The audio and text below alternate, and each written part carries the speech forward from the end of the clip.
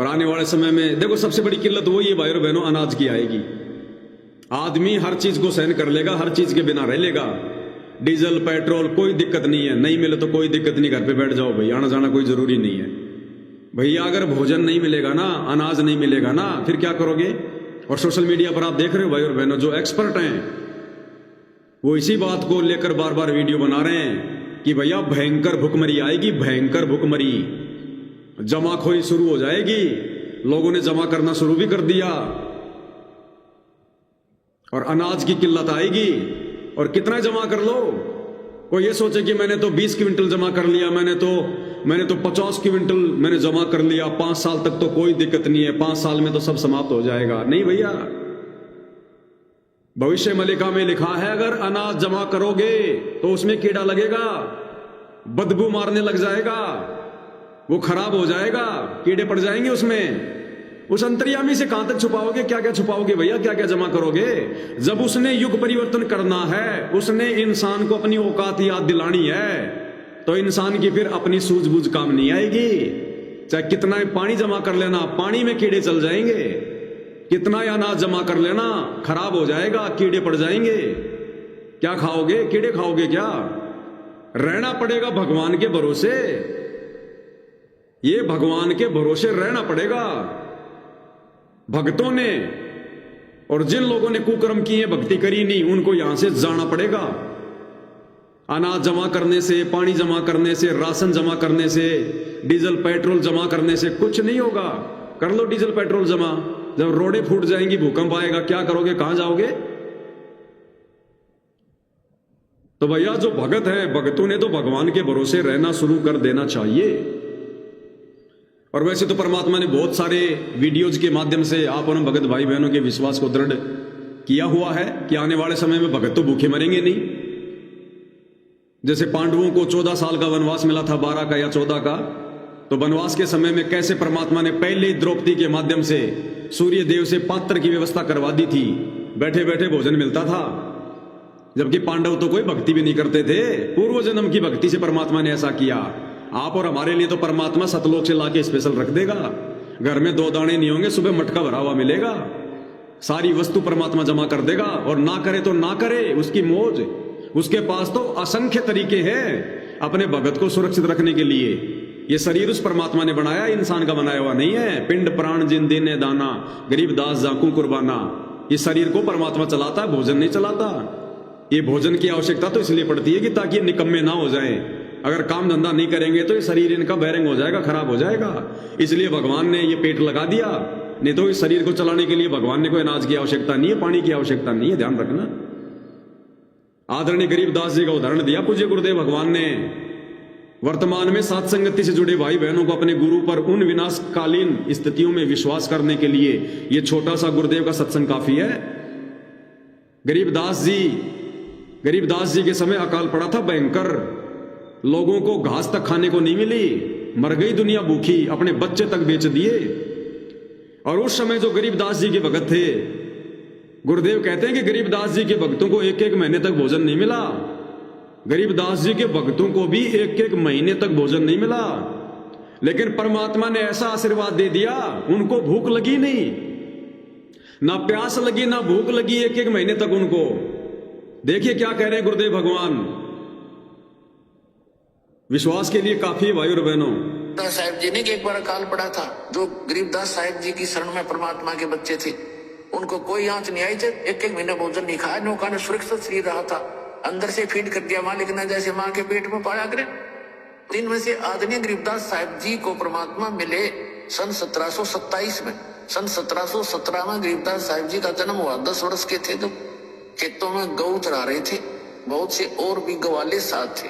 तो परमात्मा अपने गुण धर्म के आधार से सतलोक से चलकर आए गति करके, वो एक साथ 2 जिंदा महात्मा का रूप बना के उनके पास आए, फिर उनको ज्ञान दिया। लंबी कहानी है, थोड़ा शॉर्ट में बताएंगे।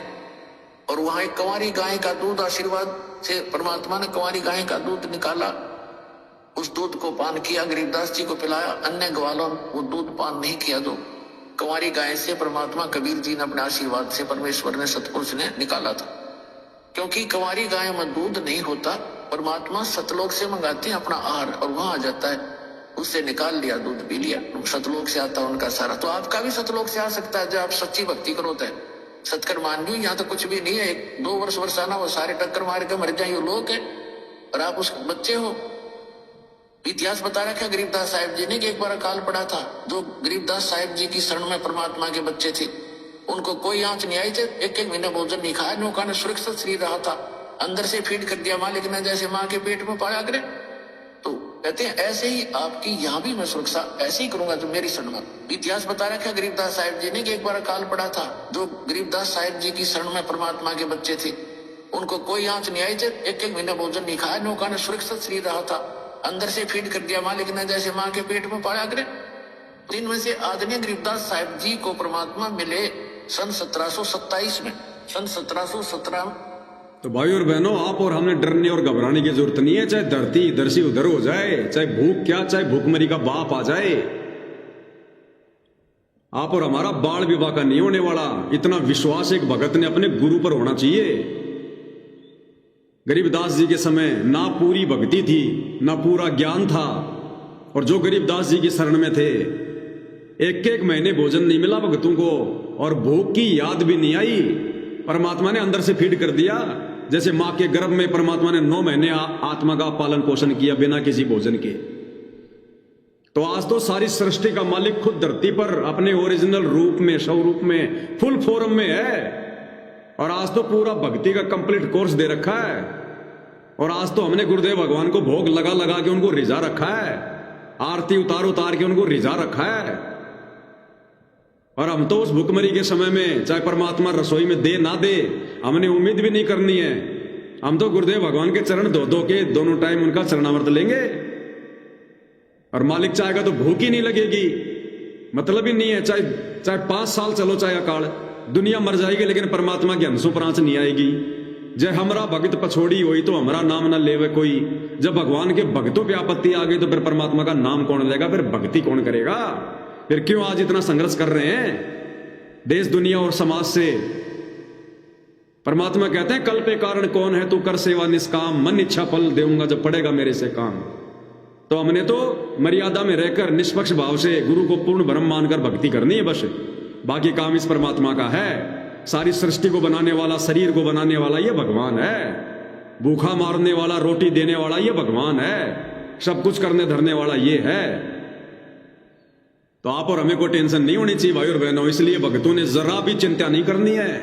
जो सतगुरु रामपाल जी के मर्यादित भगत है उनकी बात कर रहा हूं, जो सात संगति से जुड़े हुए हैं। सतलोक आश्रम वालों की बात नहीं कर रहा। ऐसा नहीं है कि सतलोक आश्रम वाले सारे मर जाएंगे, दुनिया सारी मर जाएगी। गधे कुत्ते सूअर भी बचेंगे, इंसान भी बचेंगे, आश्रमों से जुड़े भगत भी बचेंगे।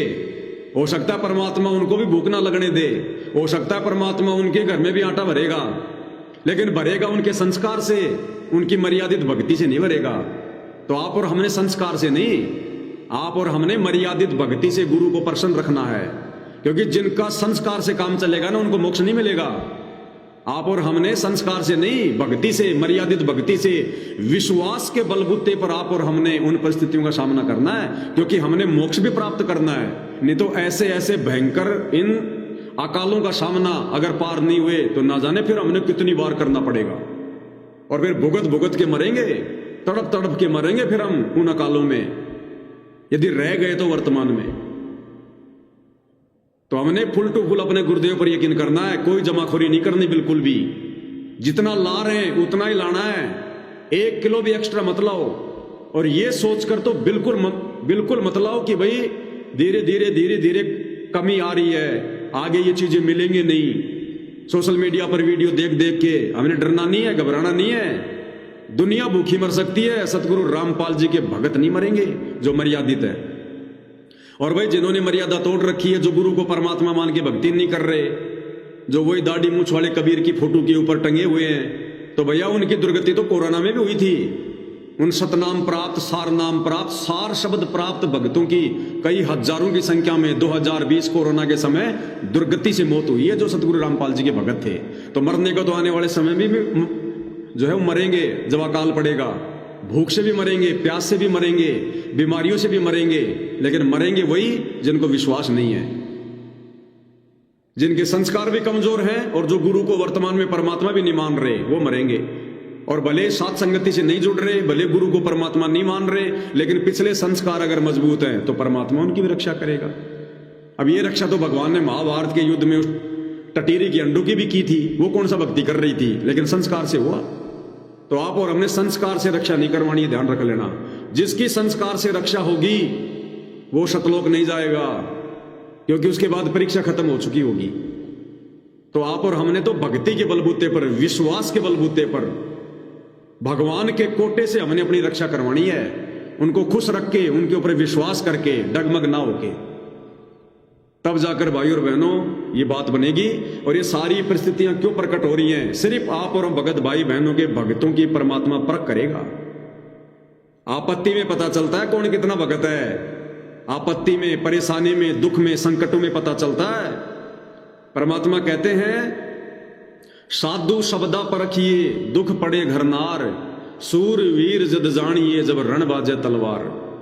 साधु संतों की पहचान उनके शब्दों से, उनके वचन से होती है, उनके बोलचाल से होती है। घर की औरत की पहचान उस समय होती है जब पति के ऊपर कोई संकट आता है। वो दृढ़ता के साथ में हिम्मत देती है, टिकी रहती है, या फिर छोड़ छाड़ के अपने पीर भाग जाती है। और सूरवीर व्यक्ति की पहचान होती है युद्ध के मैदान में लड़ता लड़ता अपनी गर्दन कटवाता है, या फिर पीठ दिखाकर कायरों की तरह भागता है।